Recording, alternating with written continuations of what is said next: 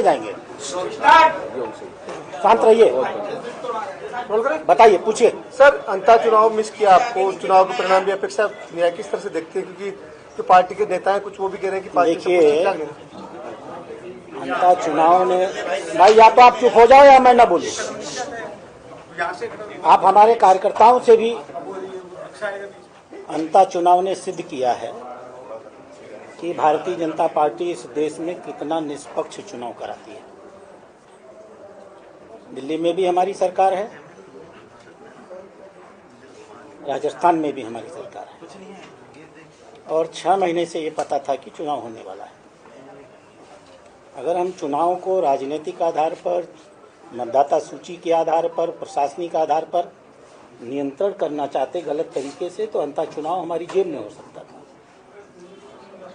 लेकिन हमने जन भावनाओं का सम्मान किया, पूरी ईमानदारी के साथ, 100% निष्पक्षता के साथ। मैं दूसरा उदाहरण दे सकता हूं जम्मू कश्मीर का। श्रीनगर की अधिकांश सीटें हमारे हैं, लेकिन 70% चुनाव हुआ है, अंत में 81% मतदान हुआ है। तो जो लोग भारतीय जनता पार्टी पर वोट चोरी का आरोप लगाते हैं, अंतर चुनाव उनके गाल पर एक बहुत बड़ा और झन्नाटेदार तमाचा है। यह भारतीय जनता पार्टी के सिद्धांतों की जीत है कि हम लोकतंत्र में विश्वास करते हैं और जैसा जनता कहेगी उसको हम सिरोधार्य करेंगे। अगला सवाल। सर, पूर्व सीएम अशोक गहलोत का एक बयान सामने आया। उन्होंने कहा कि प्रधानमंत्री नरेंद्र मोदी जुमलेबाजी करते हैं और हम उन जुमलेबाजी को सुनते आ रहे हैं। बीजेपी में फूट की राजनीति, क्या कहेंगे? अब अशोक गहलोत जी धीमे धीमे मुझे लगता है कि टाइम बाहर हो रहे हैं। अन्यथा जुमलेबाजी हम लोग अगर करते होते तो जिस बुरी तरह से हम बिहार जीते हैं, महाराष्ट्र जीते हैं, हरियाणा जीते हैं, दिल्ली जीते हैं, ये पिछले 1 साल के चुनाव में। ये क्यों जीते हैं? इसलिए कि माननीय प्रधानमंत्री का बोल और जनता का मन दोनों समरस हो चुका है। माननीय प्रधानमंत्री जो कुछ भी संवाद करते हैं वो सीधा जनता के दिल में उतर जाता है। अब आज की राजनीति में इसे जुमलेबाजी तो कहा जाएगा, क्योंकि 65 साल कांग्रेस ने इसी प्रकार से किया है। गरीबी हटाओ का जुमला देते थे और गरीबों को ही हटा दिया करते थे। और हम हैं जो पिछले 11 सालों में हमने समाज के गरीब वर्ग, समाज के मध्यम वर्ग का जीवन कितना बदल दिया है, ये भाषण का विषय नहीं, एहसास का विषय है। और हमारे देश के नागरिक इस पर एहसास करना है। उन्होंने कहा कि जो इलेक्शन कमीशन उसको हाईजेक कर लिया गया, जिस तरीके से बिहार के चुनाव के समय पर पैसे डाले गए खातों में, उसको नहीं रोका गया। एक्चुअली जो लोग चुनाव जनता के बीच में, तो बहुत बदमाश है शुरू से ही है जो, अरे लाइव नहीं, सब भी चलते रहना चाहिए। क्या सवाल था? अशोक गहलोत कह रहे कि इलेक्शन कमीशन को हाईजेक कर लिया गया, जिस तरह से महिलाओं के खातों में पैसे डाले गए। देखिए, चूंकि वो 65 साल तक इलेक्शन कमीशन को हाईजैक करते रहे हैं, इसलिए उन्हें लगा है कि शासन ऐसा ही करता है। उनको इतनी बार, 3 बार मुख्यमंत्री रहे हैं शायद ना, फिर भी उन्हें एहसास नहीं है कि चुनाव कमीशन एक ऐसा तंत्र है जिसके पास अपनी कोई सेना होती ही नहीं। चुनाव कमीशन दिल्ली में नीतिगत निर्णय लेता है, जमीन पर उस पर कार्रवाई करने का काम बीएलओ का होता है, एसडीएम का होता है, डीएम का होता है, प्रदेश के मुख्य निर्वाचन अधिकारी का होता है, जो प्रदेश का ही एक आईएएस अधिकारी होता है, और उसकी नियुक्ति भी प्रदेश सरकार ही करती है। प्रदेश सरकार माने मुख्यमंत्री करती है। अगर चुनाव आयोग एसआईआर करा रहा है तो ऐसा नहीं है कि चुनाव आयोग ने पूरे देश में अपने दिल्ली के तंत्र से ढेर सारे अधिकारियों को भेज दिया है। चुनाव आयोग एसआईआर उस प्रदेश के प्रशासनिक तंत्र के माध्यम से कराता है जो उस प्रदेश के मुख्यमंत्री के नियंत्रण में रहता है।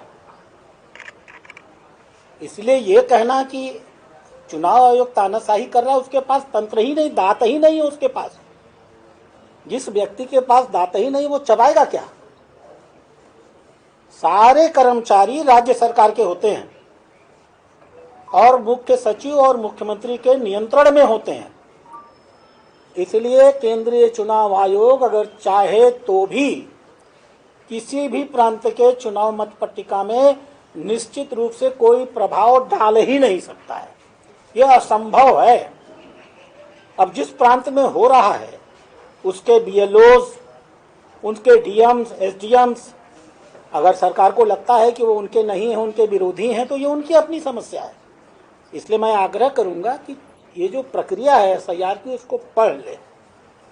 इतनी पारदर्शी प्रक्रिया है और कहीं भी केंद्रीय चुनाव आयोग के हस्तक्षेप का विषय नहीं है। मतदाता सूची कौन फाइनल करता है बूथ पर? बीएलओ।